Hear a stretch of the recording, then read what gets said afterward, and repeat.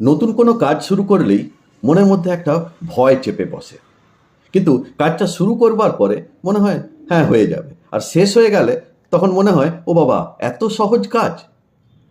কখনো ভেবে দেখেছেন যে এই রকম ফিলিংস কেন হয়?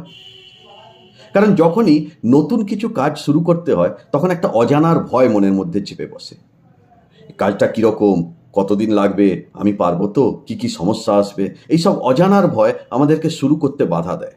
এবং যখনই বাধা দেয় তখনই চলে আসে একটা আত্মবিশ্বাসের অভাব, আমি পারবো তো। এবং তার সাথে সাথে একটা ভুল করবার ভয়, যদি শুরু করি যদি ভুল হয়, খুব স্বাভাবিক, নতুন কাজ শুরু করলে ভুল হওয়া খুব স্বাভাবিক, কিন্তু সেই ভয়টা মনের মধ্যে চেপে বসে। এর থেকে বেরিয়ে আসার উপায় কি? একটাই উপায়, শুরু করা। যখনই আপনি কাজটা শুরু করবেন তখন আস্তে আস্তে প্ল্যানিং করতে পারবেন, কাজটাকে ছোট ছোটোভাবে ভেঙে নিতে পারবেন এবং তখন খুব সহজ মনে হবে এবং কাজগুলো